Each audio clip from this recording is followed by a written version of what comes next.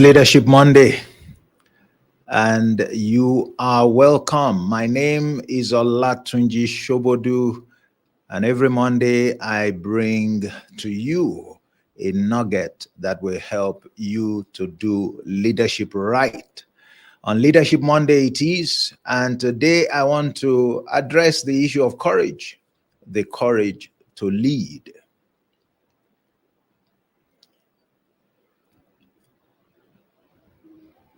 And indeed, a different type of courage, a different type of courage.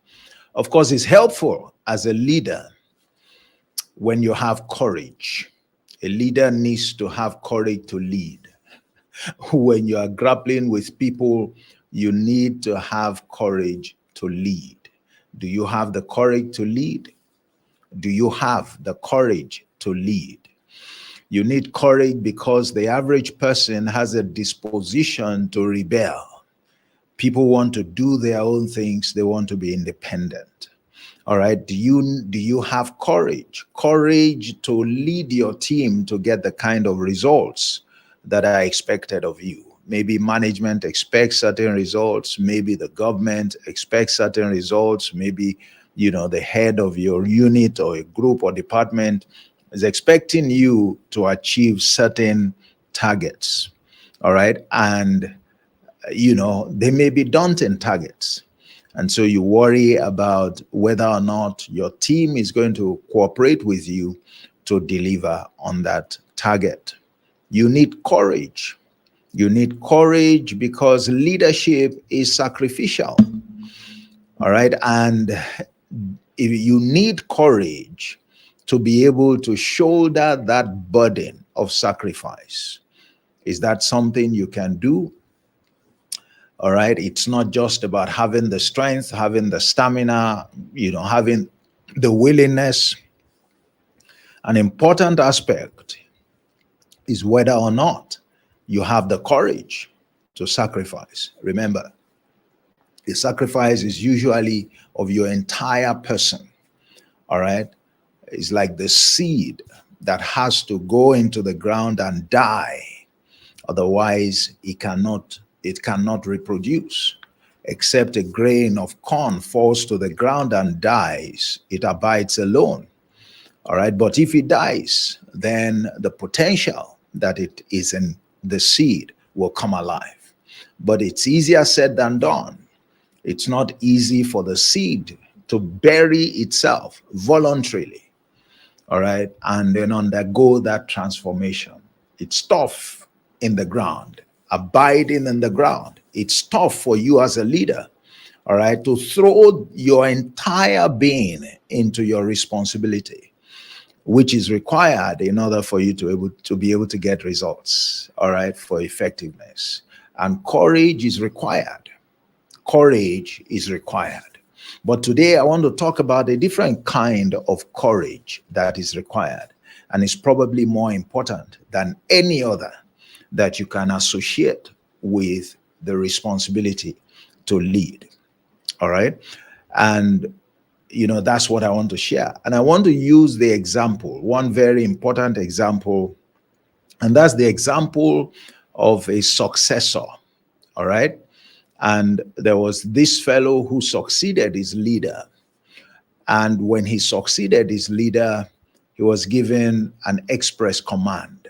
And if you like today, because we don't like commands, it was given a counsel.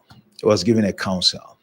And, the leader was such a profound leader, of great stature, who had made such, a massive impact. He was sort of larger than life. They called his name Moses. And so when he died, he had this protege. His name is called Joshua.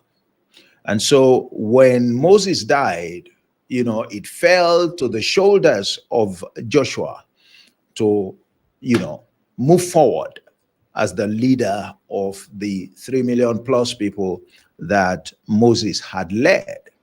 And when Joshua was given that mandate, something was said to him that is very instructive. And you and I need to pay attention to that. And if you would permit, I would read a portion for you from Joshua 1 and verse 7 to draw that point home, to make that point very clearly. And this was what was said to Joshua. Only be strong and very courageous, that you may observe to do according to all the law which Moses, my servant, commanded you. Do not turn from it to the right hand or to the left, that you may prosper wherever you go. That you may prosper wherever you go. Did you get that mandate? You see how instructive that, counsel was. I said, look, you are coming into a role. You are now assuming a leadership responsibility. Said, let me point you in the direction of what will make you successful in this new role. You require strength and courage. You require strength and courage. He said, only be strong and very courageous. You want to lead this group. You want to step into the shoes of this, leader, this great leader.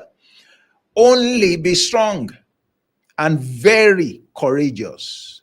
And the reason was given.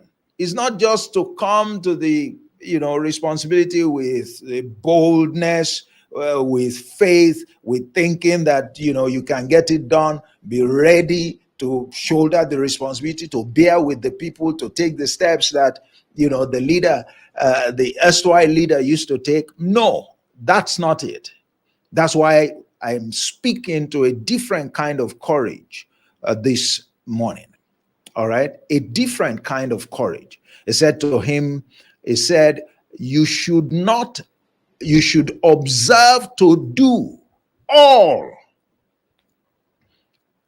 that Moses commanded, everything in the law. As it were, he was being told, you should stay true to what it is that you had been taught. You should stay true to the principles that your leader taught you. When you come into your own role as a bona fide leader, having been trained by another leader, it's not the time to want to do your own thing. There's a reason that you were trained. It's the time to stay committed to what you were taught, to put what you were taught into practice. All right? That's what. And we're told in that word of counsel that you need courage and strength to be able to do that. You need courage and strength to stay true to the training that you were given, to uphold the principles that you learned. You need courage and strength. That's the courage that will make you successful. He was told in clear terms, don't turn to the left away from it. Don't turn to the right away from it, so that you may prosper in that role. You are stepping into your own as a leader. Realize that you are an agent. Yes, you have graduated from the school of leadership because somebody was training you. You were subordinate to somebody. Yes, so now you are a graduate. Now you are a bona fide leader. You can hold your own. But guess what? You are sent. Guess what? You are a messenger. Yes, it's true you are a leader, but you are an agent of the one who trained you. You are an ambassador. And none of these people goes ahead to do his own thing. They are anchored to their base. And they do the things that they were taught, that they were instructed to do. They don't turn away to the right or to the left. It's not the time, all right, to get into unnecessary creativity or innovation or I just want to do my own thing. It's my regime, and all of that. And we're told that if you approach the responsibility that way and you show disdain or disregard for the training you have received, where clear principles, clear values, clear beliefs have been taught to you, then you are heading the path of failure. You are laying the foundation for you to fail in that responsibility. That's why Joshua's attention was called to it. We would normally quote, Joshua 1:8, this book of the law should not depart from your mouth. But if you really know what it is a context. It was told to Joshua as the new leader who emerged to step into the shoes of Moses. That's the real context of that counsel. It was counsel. It was counsel. It said the book of the law, which was the very things that Moses lived by, led by, subjected himself to. He said, now, it should not depart from your mouth. Meditate on it night and day. Observe to do what you need to do, what is your responsibility as a leader, just like Moses observed to do. He said, so that you may prosper and have good success, not just in general terms, but in relation to that role of leadership. He said that's actually what it takes to succeed as a leader. And you see that the success of a leader is defined within the context of his training.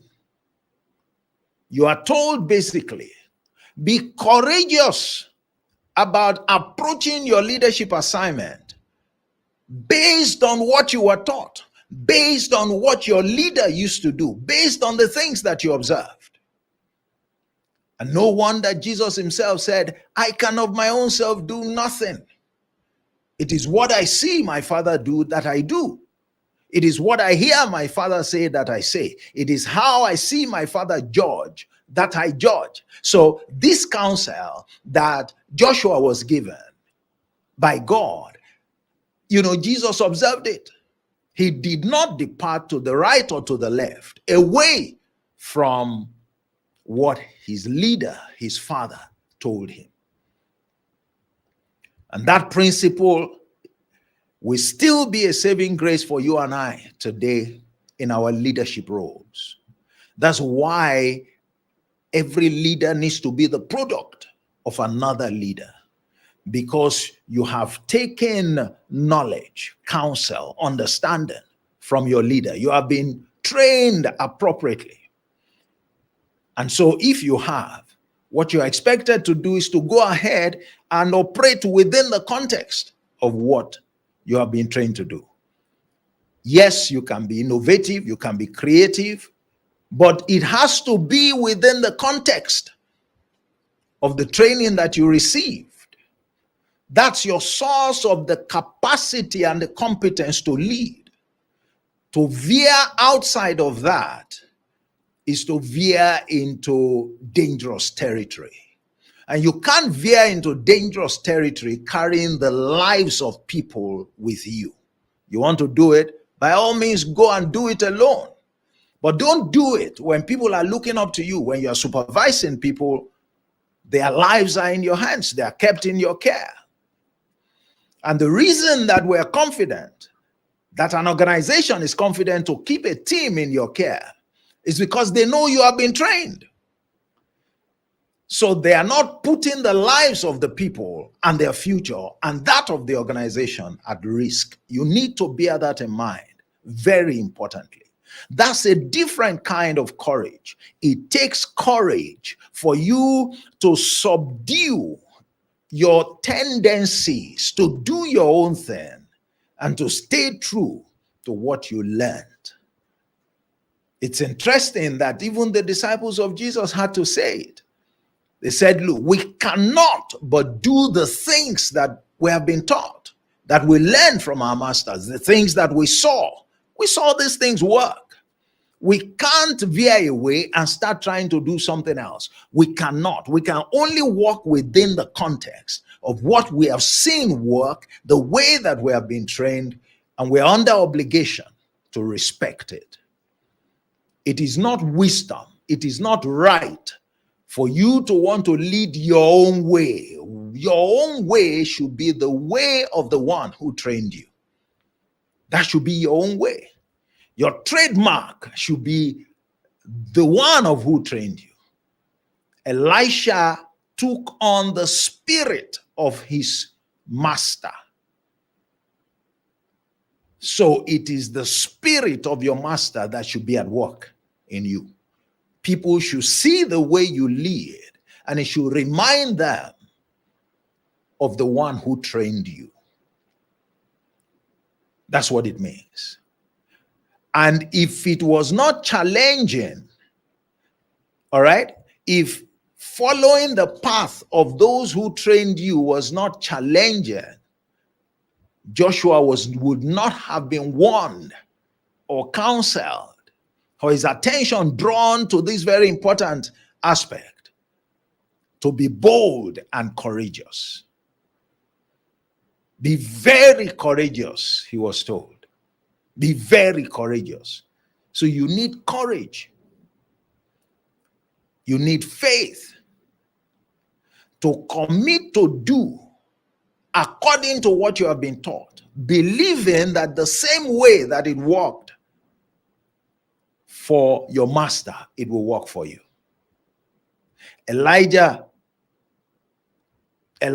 took the mantle that was upon his master, and when he got to the bank of Jordan, he struck, that bank.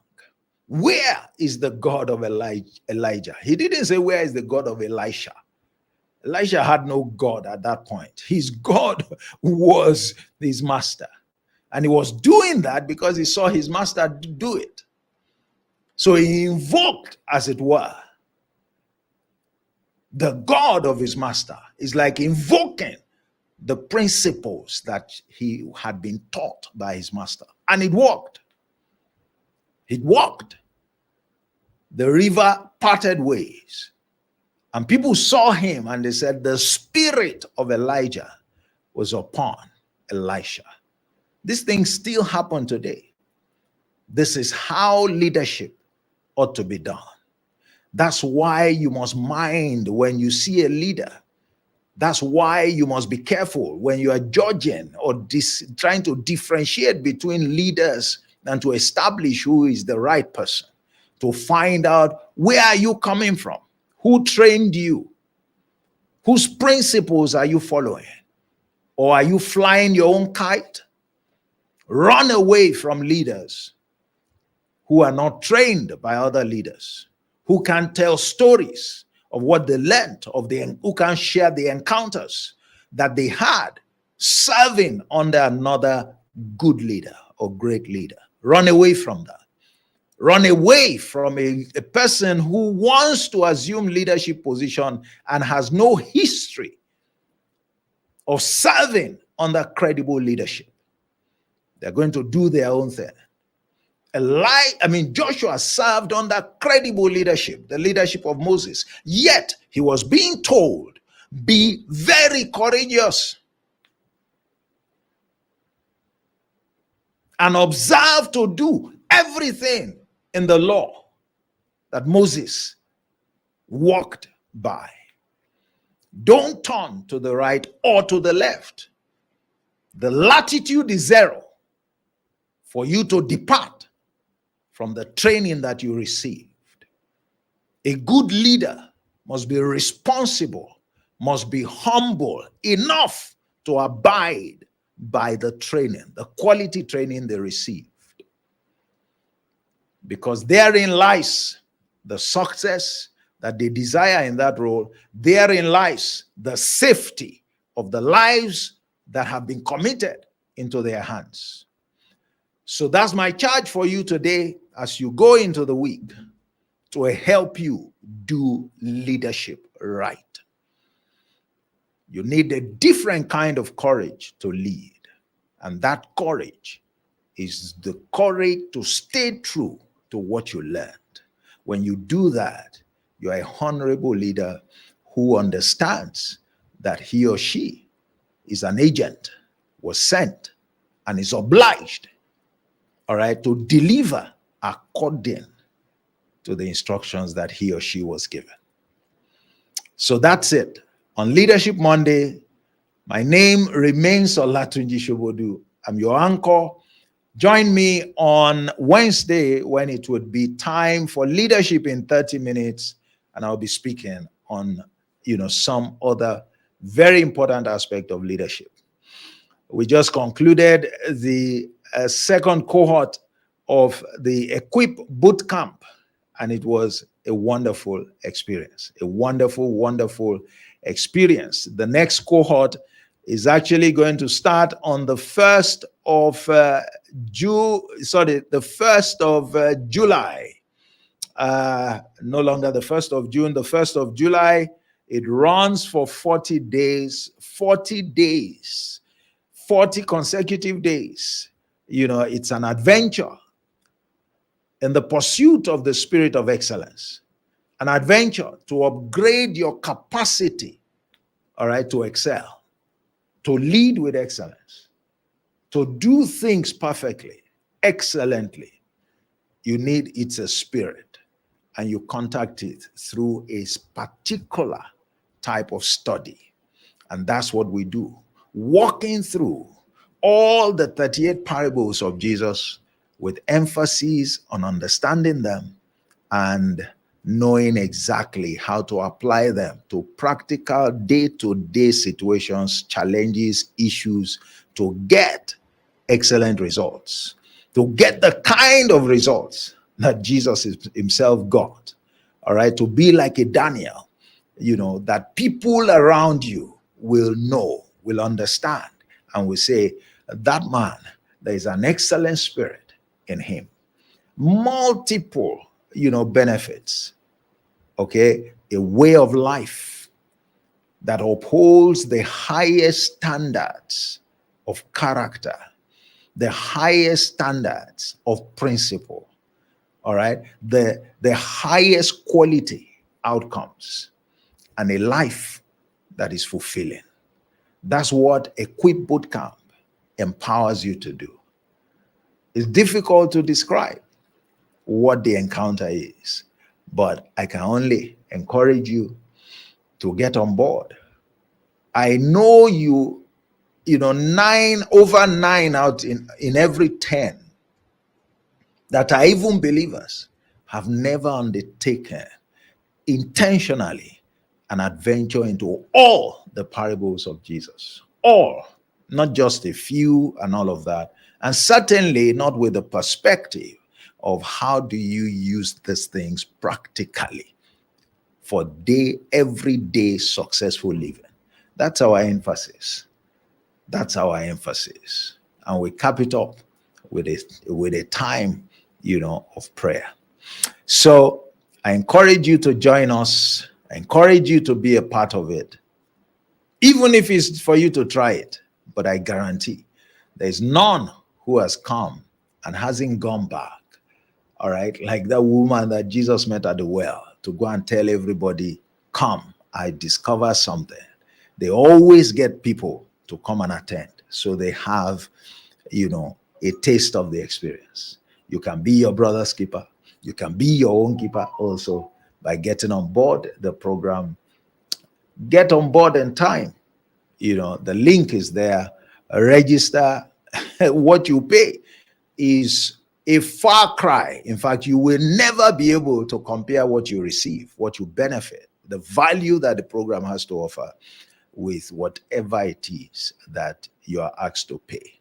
All right? Never. It's not just 10x, it's not 20x. There is no X, all right, to relate the value of what you get with what you are asked to pay. So check it out. I look forward to welcoming you. I'm the facilitator, 40 consecutive days. 40 days goes like that. Try and use it for something that will last you a lifetime. It's an adventure that will produce in your life a lasting legacy. I guarantee you that. If you don't feel that way at the end, ask me for your money. All right? But that's it. So enjoy the rest of your day. It's me, Olatunji Shobodu. It's always a pleasure to come to you. And I've done that again this morning. God bless you. Bye-bye.